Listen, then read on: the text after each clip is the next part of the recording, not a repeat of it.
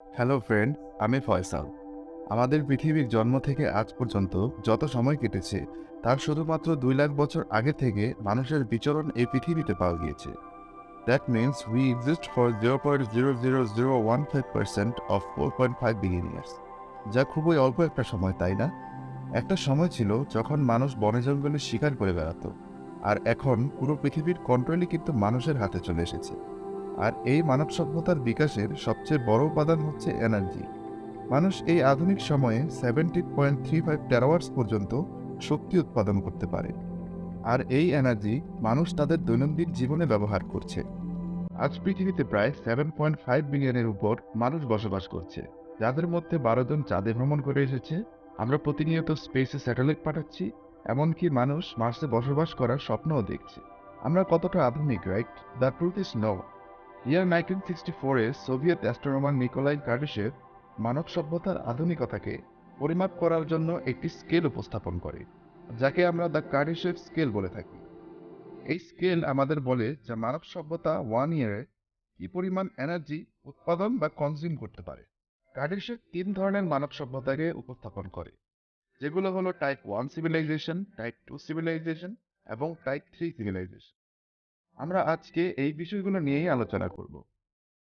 And the scale we are talking about is logarithmic, মানে এই scale একটার পর আরেকটা এক্সপোনেনশিয়ালি বৃদ্ধি পাবে। এটা আমরা এভাবেও চিন্তা করতে পারি, যদি টাইপ 1 সিভিলাইজেশন একটা পানির বোতলের সমান হয়, তাহলে টাইপ 2 সিভিলাইজেশন একটি অলিম্পিক সুইমিং পুলের মতো হবে, আর টাইপ 3 সিভিলাইজেশন পুরো পৃথিবীতে মজুদ পানির সমপরিমাণ। তো কার্ডিশেভ স্কেলে টাইপ 1 সিভিলাইজেশনের মানে হচ্ছে যে সিভিলাইজেশন তার পুরো পৃথিবীকে নিয়ন্ত্রণ করতে শিখে গেছে। অর্থাৎ এই সিভিলাইজেশন পুরো পৃথিবীর ফুয়েল এবং পৃথিবীতে পড়া পুরো সূর্যের আলোকে এনার্জিতে ইউটিলাইজ করতে জেনে গেছে। সো ফর এক্সাম্পল, সূর্য পৃথিবীতে 200 quadrillion amount of power produce করে, কিন্তু আমরা তার শুধুমাত্র 12.3 টেরাওয়াটসই ব্যবহার করতে পারছি। এর মানে আমরা সূর্যের মাত্র 14,000 ভাগের 1 ভাগ ব্যবহার করতে পারছি। আমাদের মনে হতে পারে শুধু টাইপ 1 সিভিলাইজেশন হতেই আমাদের অনেক সময় লেগে যাবে, but we know the growth is exponential.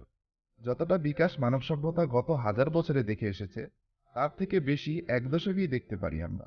In fact অনেক সায়েন্টিস্ট যেমন হুম্যান ডাইজেন এবং মেচিও কাকুর মতে, আমরা আগামী 100 থেকে 200 বছরের মধ্যেই টাইপ 1 সিভিলাইজেশন হয়ে যাব। টাইপ 1 সিভিলাইজেশন হওয়ার পর পুরো পৃথিবীকে আমরা নিয়ন্ত্রণ করতে জেনে যাব। আমরা ঋতু পরিবর্তন করতে পারবো, নকশা বদলাতে পারবো, এমনকি আরো অনেক কিছু নিয়ন্ত্রণ করতে জেনে যাব। আর এই টাইপ 1 সিভিলাইজেশন কিছুই নয় টাইপ 2 সিভিলাইজেশনের সামনে। Type 2 civilization, which we also know as the stellar civilization. এই সিভিলাইজেশন নিজেদের নক্ষত্রের সকল এনার্জি এর উপর নিয়ন্ত্রণ করতে পারবে, আর এই শক্তি পুরো সোলার সিস্টেমের যে কোনো স্থানে ট্রান্সফারও করতে পারবে। এর মানে আমাদের নক্ষত্র যতটা এনার্জি স্পেসে রেডিয়েট করছে তার পুরোটাই মানব সভ্যতা নিয়ন্ত্রণ করতে পারবে। It seems impossible, right? কিন্তু আমাদের বিজ্ঞান কত অসম্ভবকে সম্ভব করেছে তা আমরা জানি। এমনকি এমন মডেলও তৈরি করা হয়েছে যার মাধ্যমে সূর্যের সকল এনার্জি আমরা ব্যবহার করতে পারবো, যাকে বিজ্ঞানীরা নাম দিয়েছেন দ্য ডাইসন স্ট্রাকচার। এটা বেসিক্যালি একটা স্যাটেলাইট স্ট্রাকচার যা পুরো সূর্যকে চারিদিক থেকে আবদ্ধ করে রাখবে। তবে এর অনেক মডেল উপস্থাপন করা হয়েছে, যার একটি এরকম দেখতে, অন্যটি এমন এবং এমন দেখতে। এর মানে এক টাইপ 2 সিভিলাইজেশন তার নক্ষত্রের সকল শক্তি ব্যবহার করতে পারবে। এই সিভিলাইজেশন তার সৌরজগতের সকল গ্রহ উপগ্রহের উপর নিয়ন্ত্রণ রাখতে পারবে, এবং তারা তাদের সৌরজগতের প্রত্যেকটি উপাদান নিজ প্রয়োজনে ব্যবহার করতে পারবে। কতটা অবাক করা ব্যাপার, তাই না? অ্যাকচুয়ালি এই টাইপ 2 সিভিলাইজেশন টাইপ 3 সিভিলাইজেশনের সামনে কিছুই নয়।